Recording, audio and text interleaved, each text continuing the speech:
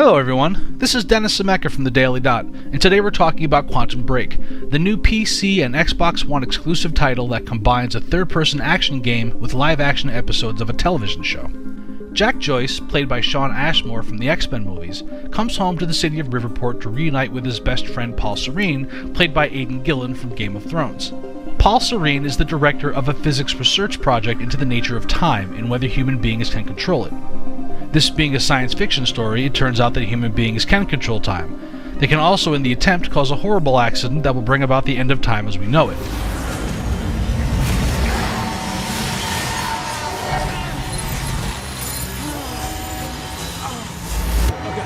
Joyce and Serene are caught in the middle of that accident, which grants them both the ability to manipulate time.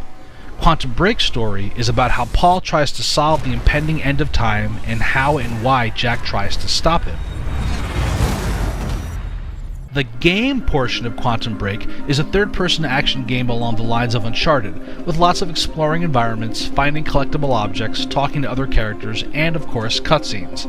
The game is mostly concerned with what Jack Joyce is up to during the story. The action sequences are built around Jack using his time control powers to fight soldiers employed by Monarch Solutions, the evil corporation at the center of the game's plot.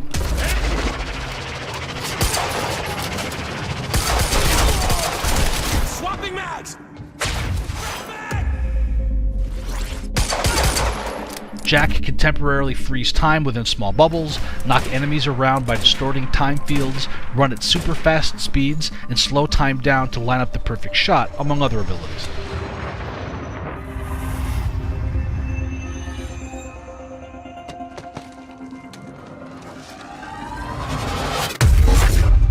Jack also has the power to manipulate the timeline of specific objects in order to change their position or freeze them in place temporarily, such that he can avoid traps or find ways to pass through seemingly inaccessible parts of a level. Remedy Entertainment, the studio that developed Quantum Break, also worked on the first two Max Payne games, where you use the bullet time ability to slow down time and pull off complex acrobatics to fight your way through ridiculous odds. The fight scenes in Quantum Break are very similar. You never have much cover, and your abilities need to cool down, so the higher you set the difficulty, the more you have to depend on properly coordinating your abilities in order to survive. Each individual battle is usually very short, which is also similar to Remedy's Max Payne games, but in Quantum Break it sometimes felt like there weren't enough of these battles in proportion to everything else in the game. The live-action portion of Quantum Break does feature the game's principal characters like Jack Joyce and Paul Serene, but the show is largely structured around the activities of secondary characters employed by Monarch Solutions. The show is basically what's going on elsewhere while Jack is running around using his time control powers to beat up the bad guys. I need your help. He listens to you. Paul. Each episode begins with a short in-engine sequence where the player controls Paul Serene and has to make a binary choice about how to handle the problem. The player can preview what the results of either choice will be, and then the choice the player makes determines which version of the following live-action video they will watch. The live-action video in Quantum Break is presented in the form of 4 television episodes. Each episode lasts for about 25 minutes, during which you can just put down the controller and watch the show. The episodes are like deeper dives into the story than what you get in the game itself. Each of the game's first 4 acts are followed by one of these television episodes.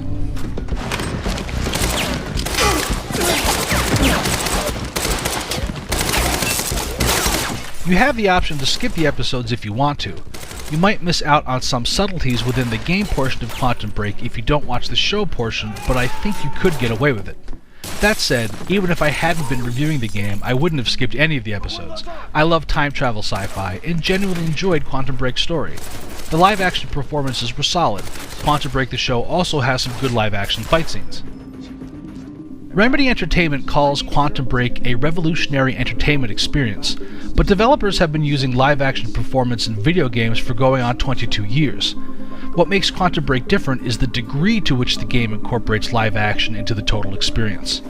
And what I find most interesting about the game is trying to figure out why the video was there in the first place.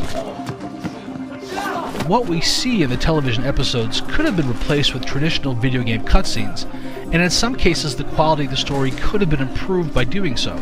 There are parts of the Quantum Break show that are clearly meant to be wow moments, but the reality of television production means the sets can't be as impressive as what modern computer graphics could have produced. The other ramification of Quantum Break focusing so much more on story than on traditional gameplay is that when Quantum Break's traditional content feels weak, it also feels like it gets in the way of what the game is attempting to do. I'm mostly thinking about the sequences where Jack Joyce has to use his powers to navigate through spaces that are being twisted by the fracture in time. These aren't quite puzzles. Deaths usually felt cheap because it was more about the game being touchy than the solutions being difficult to figure out. And so these sequences often felt like they artificially slowed the game down when I just wanted to see the next part of the story.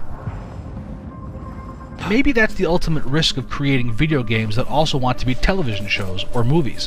What we usually think of as the game can feel like it's getting in the way if it doesn't feel as important as the rest of the package.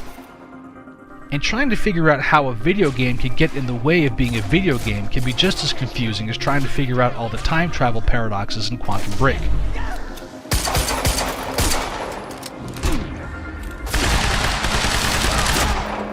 Quantum Break will be released for PC and Xbox One on April 5th.